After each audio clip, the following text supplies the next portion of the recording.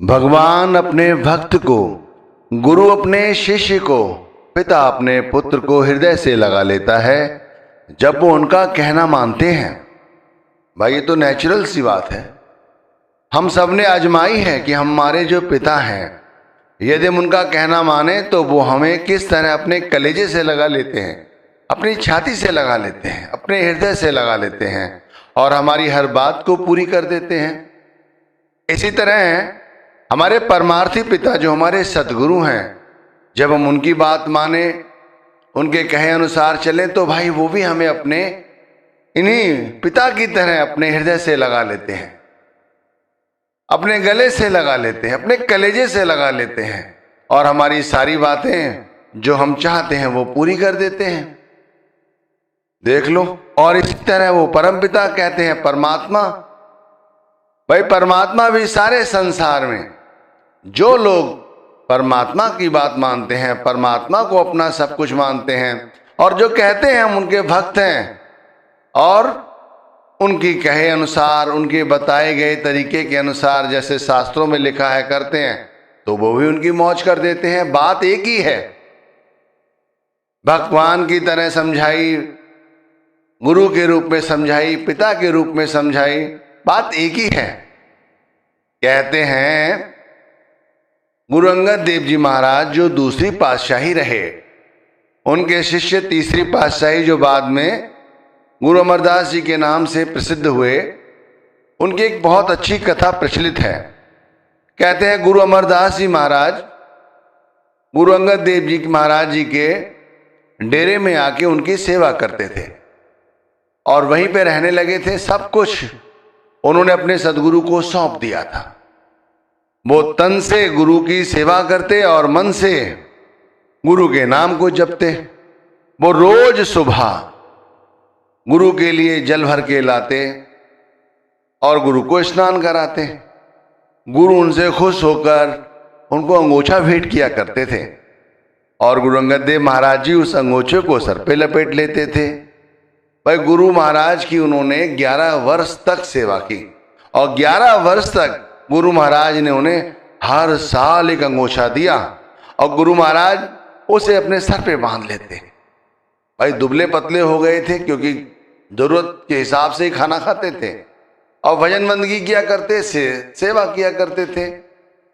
दुबले पतले हो गए थे, शरीर थोड़ा छोटा था और सर पर उन्होंने एक के ऊपर एक, एक के ऊपर एक, एक के ऊपर एक जो अंगूछे मिले थे वो बांध लिए थे। तो बहुत मोटी पकड़ी हो गई थी, पर रोज सेवा किया करते थे बगैर किसी नागा के। तो गुरु घर के लिए, गुरु के लिए वो रोज जल लेके आया करते थे। और कहते हैं वहां पर एक जुलाहा था, उसकी खड्डी थी, उसके खूंटे से एक बार गुरुजी जब जल लेकर निकल रहे थे तो खड्डी में गिर गए।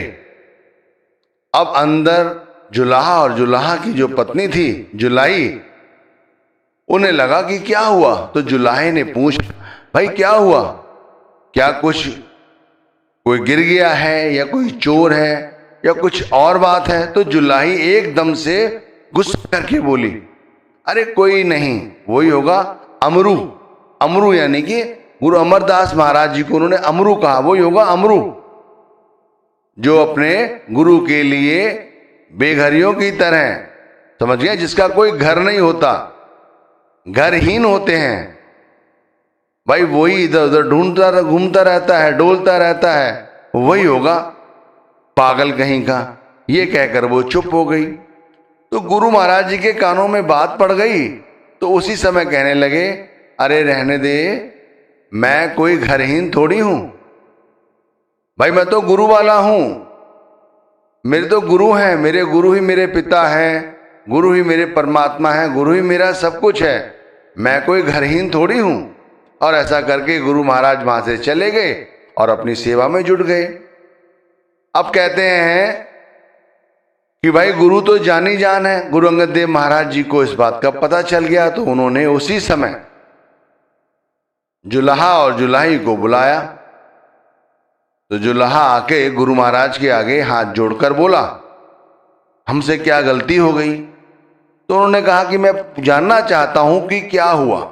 तो उन्होंने रात भरी सारी बात बता दी कि ऐसे ऐसे गुरु अमरदास महाराज जी आपके लिए गागर में जल लेकर जा रहे थे, खड्डी में गिर गए और मेरी पत्नी ने इस तरह अपशब्द कहे और उन्होंने कहा कि मैं घरहीन थोड़ी हूं, मैं तो गुरु वाला हूं, मैं तो सब कुछ मेरे गुरु हैं, तो मैं कैसे घरहीन हो गया और तू तो पागल है। और ऐसा कह के गुरु महाराज चले गए। और जब से वो गए हैं तब से मेरी पत्नी, वो देखो मैं साथ लाया हूं, वो पागल है, वो किस तरह बौरा गई है।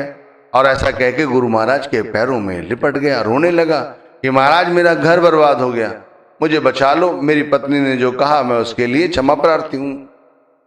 गुरु महाराज को अपने शिष्य गुरु अमरदास महाराज जी पे बड़ा प्रेम आया, बहुत दुलार आया और उन्होंने गुरु महाराज को, गुरु अमरदास महाराज जी को अपनी छाती से लगा लिया, अपने हृदय से लगा लिया और उन्होंने तरह तरह के उन्हें 12 वरदान दिए कि भाई जो निर्धन है उनके लिए तुम धन दोगे, तुम जो निराश्रित हैं उनके लिए तुम आश्रय बनोगे, जो भूखे हैं उन्हें आप भोजन दोगे, जो निमाने हैं उनके आप मान दोगे। इस तरह उन्होंने 12 वरदान दिए और उस जुलाहे को कहा जाओ, और उस स्त्री पर दृष्टि डालती ही जुलाही ठीक हो गई और उसके भी पाप से उन्हें मुक्त कर दिया। और उन्होंने अपने गुरु, बाद में जो गद्दी उन्हें सौंपी, गुरु अमरदास महाराज जी बने, उन्हें अपने हृदय से लगा लिया। तो कहा क्या, ये हमें शिक्षा क्या दे रही है? ये कथा हमें शिक्षा दे रही है कि भाई गुरु की बात समझो, गुरु क्या कहना चाहते हैं। गुरु सिर्फ यही कहना चाहते हैं कि जो काम सौंपा गया है उसे पूरी ईमानदारी से करो। भाई ऐसा करोगे तो गुरु हमें भी अपने गले से लगा लेंगे। ऐसे अन्य प्रसंग हैं, अन्य कथाएं हैं, इतिहास भरा पड़ा है। कहते हैं महाराज श्री राम अपने भक्त हनुमान पर अत्यंत प्रेम किया करते थे और अपने हृदय से लगाए रखते थे। देखो हमें भी अपने परमात्मा स्वरूप सदगुरु का सच्चा शिष्य बनना है। हम चाहते हैं कि हमें भी हमारे सदगुरु अपने हृदय से लगा लें। देखो हृदय से लगाने का मतलब ये है कि जिस तरह हम अपने हृदय में अपने सदगुरु की मूर्ति, सदगुरु का स्वरूप, सदगुरु का नाम लिए लिए रहते हैं, लिए लिए फिरते हैं, नाम जपते रहते हैं, नाम ध्याते रहते हैं, इसी तरह हमारे गुरु भी हमारे विषय में हमेशा सोचते रहते हैं कि देखो मेरा फला फला शिष्य है, उसके साथ कोई गलती ना हो जाए। गुरु अमरदास महाराज जी को जैसे ही पता चला उन्होंने अपने आप बुला लिया। तो क्या उन्हें किसी और से पता चला? नहीं। प्रसंग ये कहता है गुरु अमरदास महाराज जी की घटना गुरु अंगद देव महाराज जी ने अपने ध्यान में ही देख ली। भाई गुरु जानी जान है, वो जान जाते हैं कि हमें क्या चाहिए, पर जो गुरु को चाहिए, आप देखो हम चाहते हैं कि हमारे पास सब कुछ हो। जब तक हम नहीं कमाते, हम नहीं खड़े हो जाते, हम कम से कम वो चीज चाहते हैं जो लोग दूसरे बच्चों के पास है, हमारे पास हो। तो हमारी बात हमारे पिता को जब पता चल जाती है तो पिता पूरी तैयारी के साथ हमारी वो काम पूरा कर देता है। अगर उस पर पैसा नहीं भी होता तो और पैसा कमाता है, इधर उधर से ले लेता है, लेकिन हमारी जरूरत को पूरा करता है। इसी तरह भाई हमारे सदगुरु भी हमारी चीज को, हमारी अभिलाषाओं को पूरा करते हैं। कहते हैं ना, गुरु अर्जुन देव महाराज जी ने कहा है, गुरु की मूरत मन में ध्यान। अगर हम अपने गुरु की मूरत को अपने मन में ध्याएं, भाई जो उनका रूप है, उनका जो स्वरूप है, उनका जो शब्द है, उसको ध्याएं, तो भाई हमारा मन भी गुरु के स्वरूप के साथ, गुरु के शब्द के साथ टिकेगा। भाई अपने गुरु को कौन नहीं चाहता कि उनकी शरण में रहे, लेकिन हम सिर्फ चाहते हैं, हम कुछ करना नहीं चाहते। गुरु अमरदास महाराज जी ने कहते हैं 11 वर्ष तक नित्य प्रति जल लाकर उनकी गुरुवर की सेवा की, और भी अन्य सेवाएं करते होंगे। ये तो एक प्रसंग है जो समझाया जा रहा है। हमारे गुरु तो हमसे ये भी नहीं कहते कि तुम आओ हमारे डेरे में सेवा करो आके। वो तो सिर्फ ये कहते हैं, नाम दिया है केवल ये कर लो, बहुत है। गुरु का ध्यान कर प्यारे, बिना इसके नहीं छुटना। स्वामी जी महाराज ने कितनी और सरलता से समझाया है। केवल गुरु का ध्यान करना है और ध्यान करने से हमें सब कुछ मिल जाता है, लेकिन हमसे गुरु का ध्यान ही नहीं होता। और उन्होंने प्यारे भी कहा है, गुरु का ध्यान कर प्यारे। जो स्वामी जी महाराज के प्यारे कौन है? शिष्य ही तो हैं। उन्होंने उन शिष्यों को प्यारा कहा है। और गुरु के लिए कोई ये नहीं कि 2-4 लोग ही उनके प्यारे हैं। गुरु के वो सभी प्यारे हैं जो गुरु की बात मानते हैं, गुरु के कहे अनुसार चलते हैं। भाई गुरु का ध्यान कर प्यारे, बिना इसके नहीं छुटना। और उन्होंने आगे कहा है, बगैर इसके नहीं छुटना।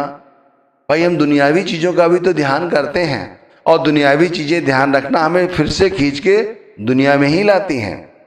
और जितना हम गुरु का ध्यान करेंगे, यानी शब्द का ध्यान करेंगे, उतना ही हमारा ध्यान जो फैला है 9 चक्रों से, वो ऊपर की ओर उठेगा।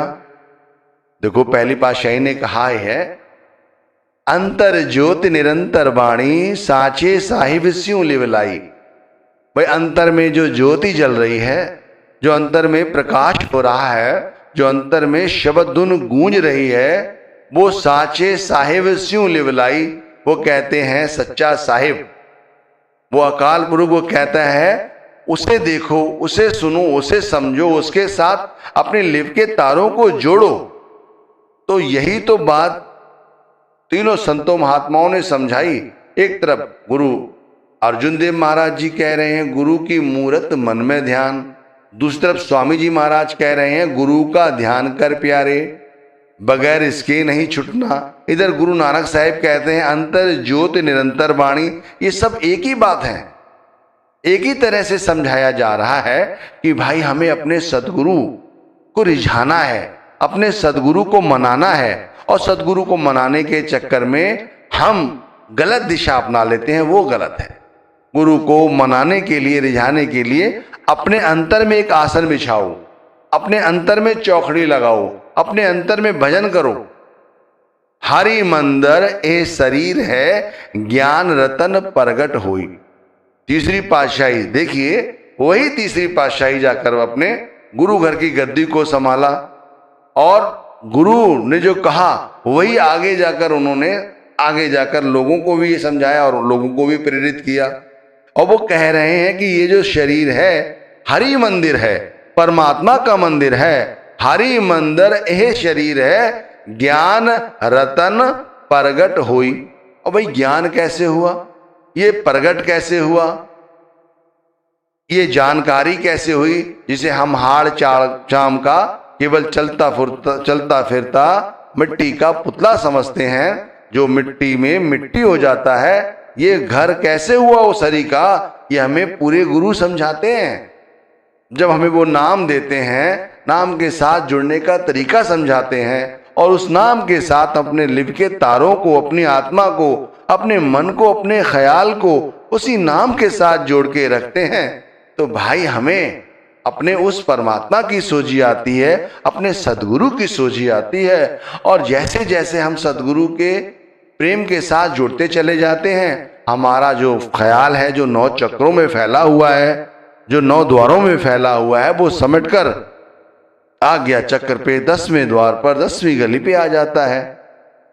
और हम इस दुनिया में रहते हुए भी हम दुनिया का हिस्सा नहीं रहते।